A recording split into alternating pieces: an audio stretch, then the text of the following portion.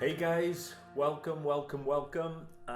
This is John Munn on episode 3 of our podcast that hopefully you guys know by now is dedicated to your mental, emotional, and spiritual well-being. Our series of podcasts are called The Big Questions with me, John Munn. I'm crazy excited to be here as always.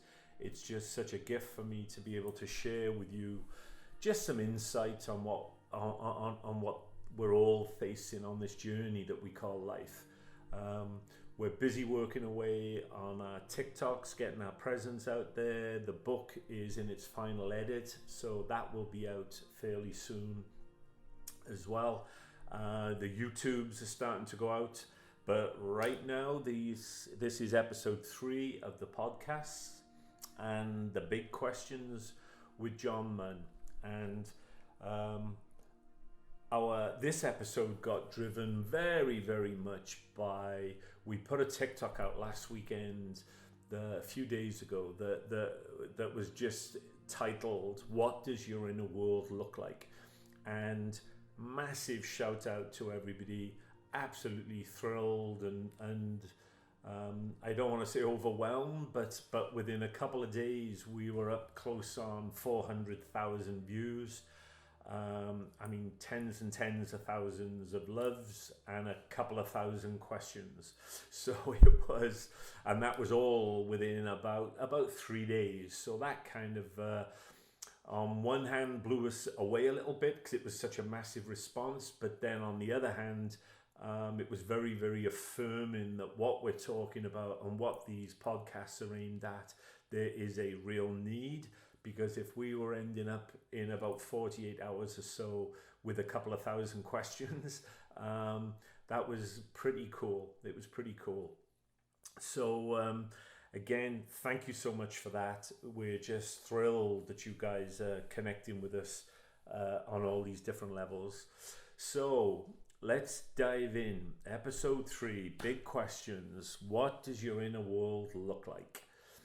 Why that question is so important, just from a very, very foundational place to begin with. Your inner world, the world that, if you like, that's inside our heads, where it is literally where we live. We spend all of our time in our thoughts, swirling around in this inner world, of course interacting with life and interacting with your colleagues and your family and getting to work and doing all the everyday stuff we've got to do. But at the same time, simultaneously, whilst all that outer stuff is going on, there's an inner dialogue going on. And that was really, really what I just felt compelled to talk about last week, because the truly crucial nature of asking yourself in the first instance, what does my inner world look like? And on the TikTok video, I asked, is it a kind place? Is it a gentle place? Is it somewhere where you feel safe and you feel protected and nurtured? Because your inner world should really be a reflection of all of these energies. Because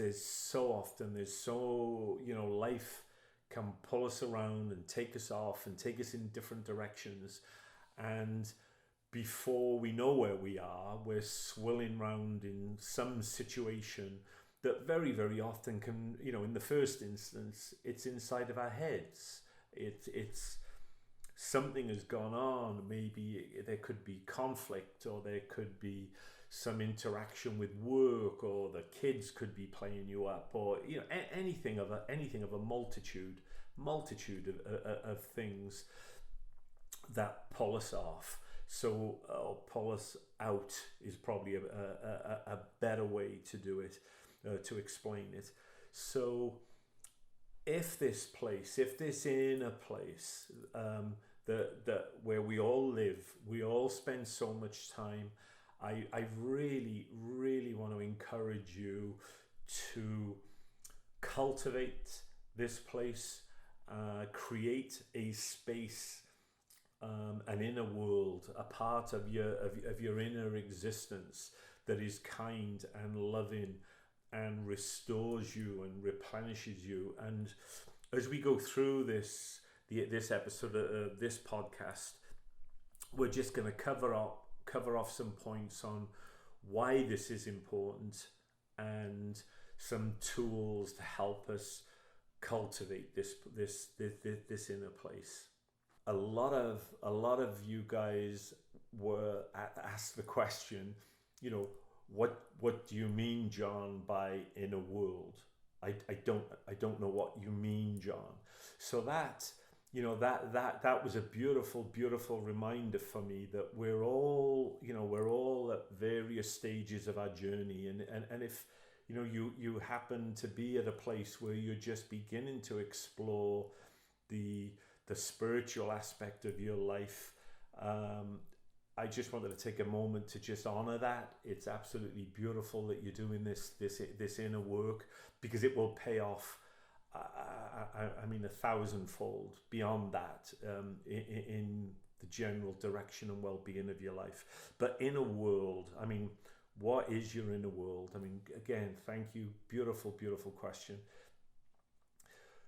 What I want you guys to think about is that we're going to use the metaphor really of creating a room, and it's not necessarily a literal room, but it is essentially just a space inside of you that is clean and peaceful and calm and vibrant, where the distractions of each of our lives, whether it's work, whether it's the kids, whether it's relationships, whatever might be going on, when you enter this space is just yours.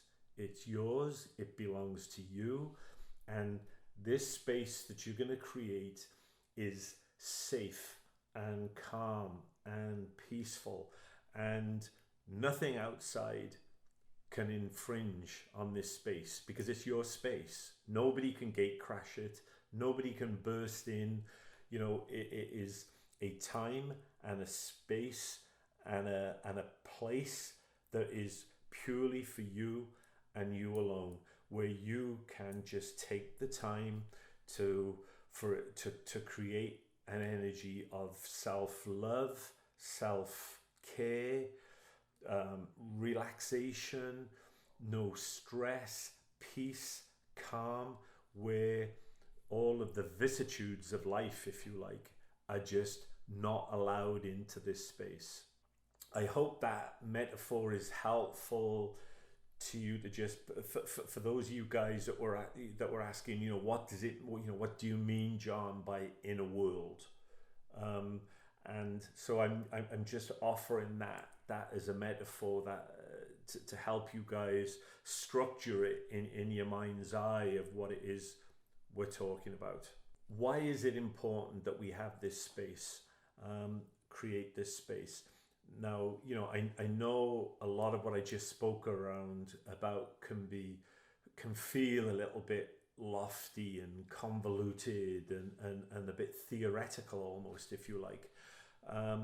But really what we're speaking to moving away from, because again, so many people on the TikTok spoke about, John, how do I still my mind? John, my thinkingness is driving me crazy.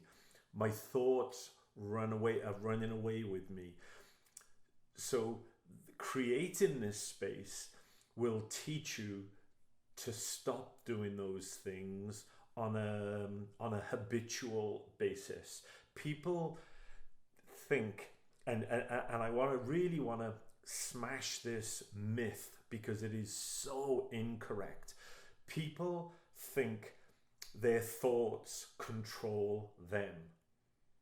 And I'm telling you guys, that is so back to front, upside down, inside out, whatever analogy you want to use. I am here to tell you today, to share with you, you are controlling your thoughts. They are not controlling you. So when people say my thoughts are out of control, my thinkingness is running away with me, we got to understand that that is actually a choice. It's a choice we're making, and you have to put in the time and the effort and the inner practices to get that out of your awareness. Your thoughts are not controlling you. I promise. They are not controlled. They feel as though they're running rampant because you're allowing them to run rampant. You're allowing them to run unchecked. And I know a lot of you are going to be saying, John, I don't agree with that. That's not true. That's not my life experience. But I'm telling you guys, it is a truth. So I want you to think about it, and I want you to think about some of these tools that we're going to talk about right now, about how we get control back of our thoughts. Now this inner world, this inner sanctuary, and I just love the word sanctuary because it, the word sanctuary implies safety and kindness and gentleness and calm, and safe is a beautiful word. We should all feel truly safe in our inner world and loved and nurtured. Here's something that I want you to picture, and I hope it's going to help you grasp why what I'm talking about is truly so important. We all have a finite amount of energy inside of us, okay? It's a very finite amount. It's not insatiable, it's not unending, it's not bottomless. So this inner sanctuary is going to help you replenish the very source of energy that is inside of you, that you're giving to the world, that you're giving through living life, through giving it to your family, giving it to the gym, giving it to your workplace, your colleagues. So this inner sanctuary, think of it in terms of replenishing the very core energy that is deeply and profoundly at the very inside of who you are. So let's talk about some practical and meaningful steps that we can take to improve this place, to improve this inner sanctuary, replenish, keep it stocked up, keep it full. And again, just as a first thought, so many of these things that we're talking about are ways and means and habits, really. I mean, habit is a great word. I mean, what we're offering you are tools to form new habits, new practices, because again, I talk a lot to, this is not waving a magic wand. Life is not, we click a finger and it's done, we've got it, we've arrived. This is about a new orientation for your life of small incremental steps on a daily basis where you change your life, change your world, change your life experience by forming these new habits. We have to show up.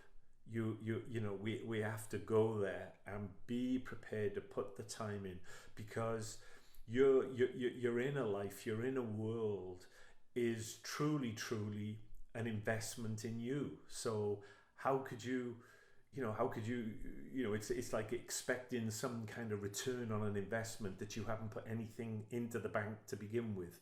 So please remember, this is a commitment from you to you, that I'm gonna to be saying to yourself, I'm going to be given this 10-15 minutes every morning, twice a day if you can, but certainly once a day. I am going to go into this place to create this inner sanctuary for myself. But here's something that I would love for you to try. I would just dearly, dearly love for you to try. And it is so simple, and it will get you moving in this direction of creating this inner sanctuary. Put yourself on a timer if you need to, if you feel you need to. But early in the morning, before you go about your day, you're up and you're awake and you're ready to go, commit to yourself to sit in silence for 10 minutes. And I mean literally, you sit there, and all I want you to do is sit there with your eyes closed. Take your awareness inwards.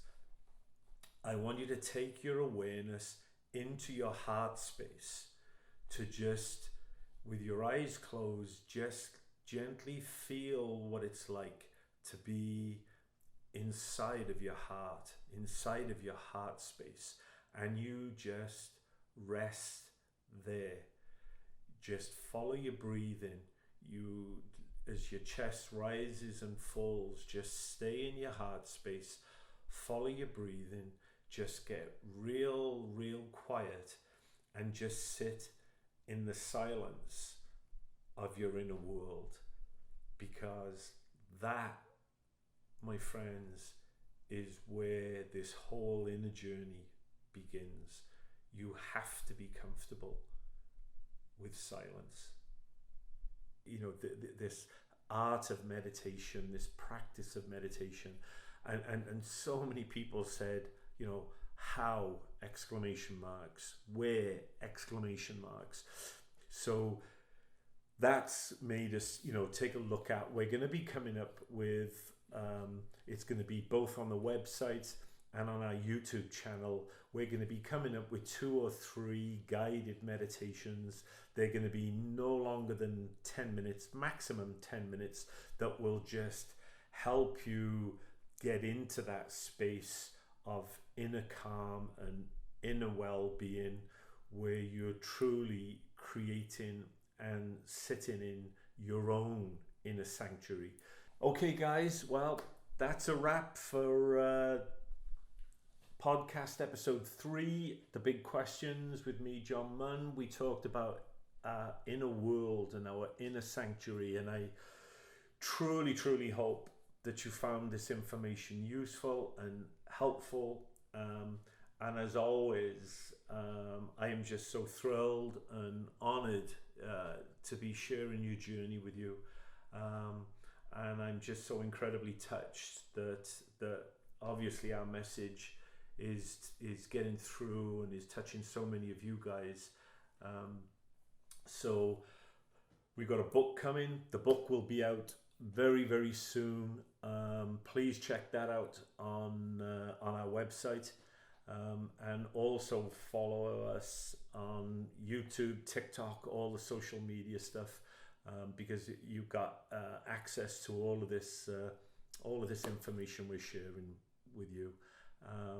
I'm honored, I'm thrilled, I'm blessed, and I love you guys.